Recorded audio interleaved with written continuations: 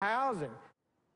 Poor people aren't poor because they lack friends or a spouse. They're poor because there aren't enough jobs and they lack enough skills.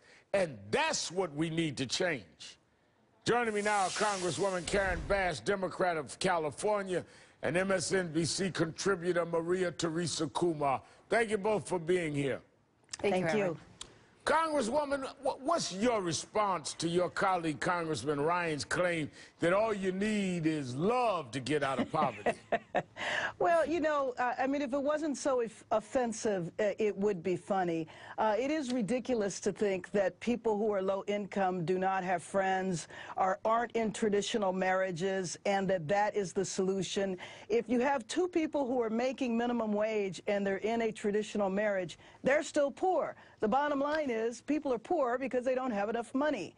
And so for two people who believe in reducing government programs, one of the best ways to reduce government programs is to raise the minimum wage. If people are making more, they won't need food stamps, since you and I know that the majority of people on food stamps are working. If they made more, they wouldn't need them. So both of them are a ball of contradictions. I don't understand Jeb, though. I think Jeb knows better than this. And Paul, I know he's out on a journey to be introduced to poverty, but he clearly does not understand what he is seeing when he goes around to various communities. No doubt about it. You know, Maria, let me dig down a little on this, because Jeb Bush and Paul Ryan were at an award ceremony hosted by a right-wing leaning, I should say a right-leaning group, a think tank led by a high-profile Republican donor named Paul Singer. Now, Paul Singer is a hedge fund billionaire who Forbes described as a passionate defender of the 1%. He raised funds for the SWIFT voters in the 2004 election, and he's donated large sums to the Koch brothers network and Crossroads GPS. So is this GOP billionaire looking for a Republican candidate that reflects his own worldviews, in your opinion, Maria?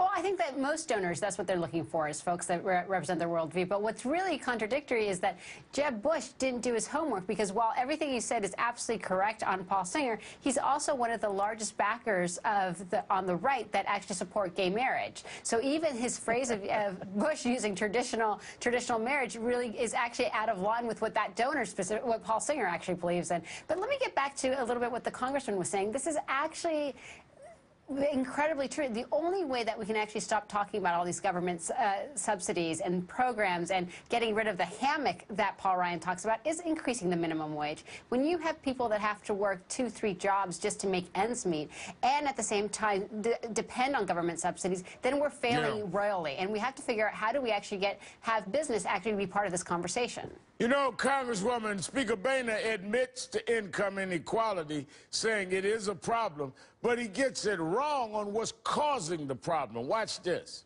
Okay. Yeah, well, I don't know if I have the tape right now, but basically he's saying that we do have an issue of income inequality in America. The president's policies are making that problem worse. The top third of America are doing pretty good. The bottom 2/3 are really being squeezed, and I really do believe the president's policies are driving them in this wrong direction. I'm quoting him since I didn't have the tape available. But the question I wanted to pose, Congresswoman, is how can someone who voted against tax hikes for the rich and voted for the Ryan budget attack the safety net and says the president's policies are making income inequality worse? Look at what he's voted and supported. Well, absolutely. And, you know, you do have a couple of major Republican leaders coming out and saying they support an increase in the minimum wage. You have Santorum coming out, and you also have Romney coming out and saying that they support an increase in the minimum wage. It sounded like poor Speaker had started to say that and then cleaned himself up, because he knew once we go back in session, he's going to get in trouble with his colleagues for saying that he thinks that there's income inequality. Yeah, he had to go back. But let me say this quickly. I've got to go, but I've got to ask you this, Maria. Rafael Cruz, Senator Ted Cruz's father and advisor, he claimed President Obama wants Americans in poverty so he can buy their vote. Watch this. We don't get people out of poverty by giving them handout. The administration is not concerned about lifting anybody out of poverty. They want them to continue independency so they can buy their votes. I mean, isn't this a common theme on the right in many of their speeches, Maria, that they want to keep people in poverty and dependent on government? Isn't that a common line they use?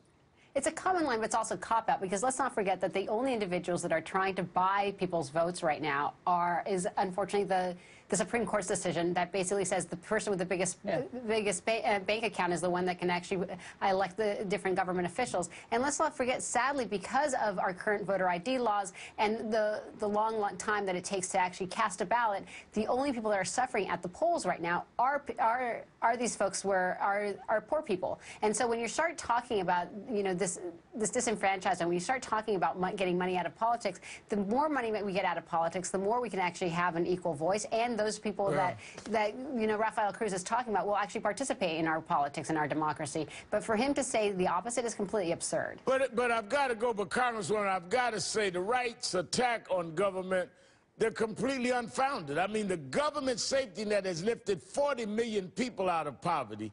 And Paul Ryan wants to roll that back. 69% of his budget cuts from the safety net are programs like food stamps and Medicaid, Congresswoman. Well, one of the reasons why he wants to roll it back is so he can increase funding into defense spending. So it's not that they're opposed to government spending. They just don't believe in a safety net. And who the government should spend the money on. It should spend it on the 1%. Like regular American people that need the help of the government that they've put their lives into. Congresswoman Karen Bass and Maria Teresa Kumar, thank you both for your time. Thanks for having us on.